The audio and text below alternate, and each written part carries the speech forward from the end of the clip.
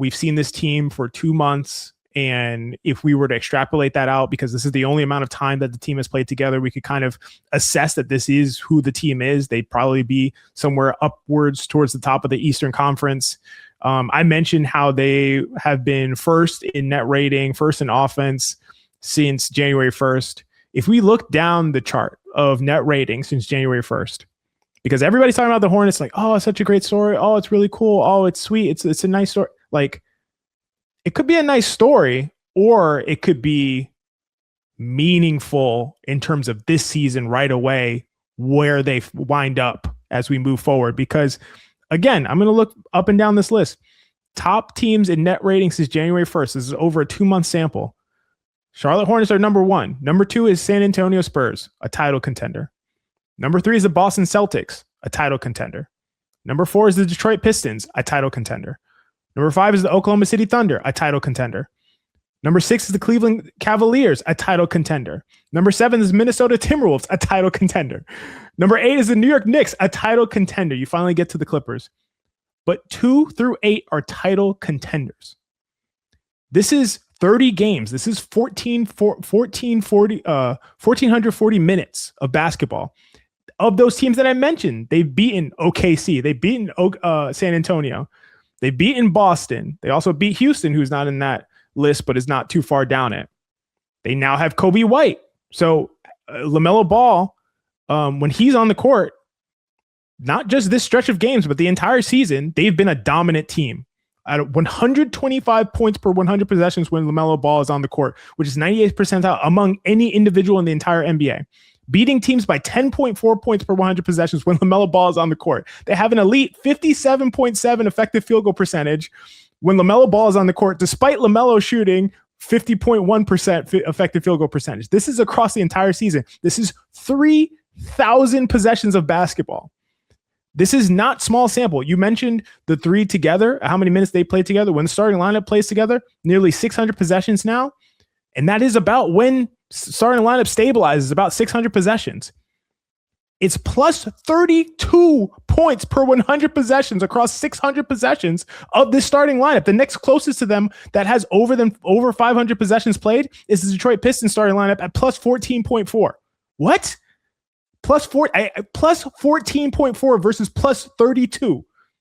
They're the closest to the Hornets starting 5. So this team was already elite when LaMelo plays. He just plays around an average of 60% of the games. So figuring out that other 40% was the entire problem. Now, Coby White, what we just saw him do against Boston and how he's played the last couple games, Coby White, if he is legit and is able to solve that 40% problem, if that 40% problem is solved, if everything you're saying is true, if they've knocked off all of these teams who are at the top of the list, if the top of the list going straight down from 2 to 8 are all title contenders, and they've solved their only problem, is this team an Eastern Conference contender and a title contender? That's where I'm putting you on the spot, Jeff. I feel very put on the spot. And here's the thing. We've never, I'm not going to say unprecedented again. I'm not going to make Charlotte Hornets fans hear that word anymore. I'm racking my brain for playing teams that like made runs. Obviously, the 8 seed Heat made the finals in 2023. The Lakers in that same year were the 7 seed, lost to the Nuggets in the Western Conference Finals. They got swept, but I mean, I think by the time that LeBron James and Anthony Davis playing at the level that they did in 2023, people considered them a title contender when they made the conference finals. Aside from those couple teams, I'm blanking on 7, 8 seed teams that have been like significant threats, viewed as significant threats. And I think that's just the nature of it, is even though there were teams that were respected, the Warriors, again, the Lakers, LeBron, it's just hard to not have home court advantage in so many consecutive series and win repeatedly. There's one thing the Hornets have that kind of counters that. They're an elite road team. They're so good on the road. And you said something in the video essay, at the end of the video essay about LaMelo. I believe your exact line was like, the only question is health, because when he plays, we know what he does, and it's elite impact. When this Hornets team is healthy, I do feel like we know what they are. And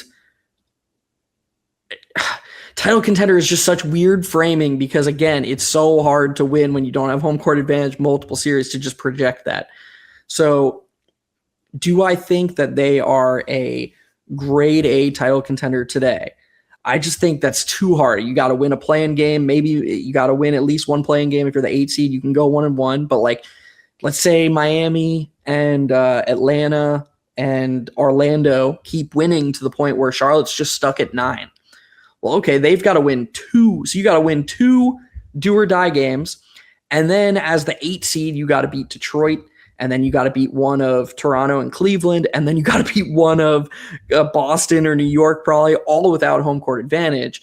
This is just so hard. It's not even saying anything about Charlotte themselves not being a title contender. It's just where they're at just makes it so difficult. So I'm going to give myself a little bit of a cop out here, because I think that Charlotte in a playoff series can play with just about anybody.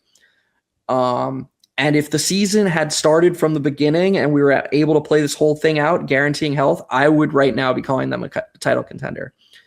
I just think that because of the injuries to start the season, because of the really dismal record to start the season, it's just such a big hole. It's really, really hard to come back from. I hope I'm proven wrong. They're so fun to watch, but title contender is just a lot.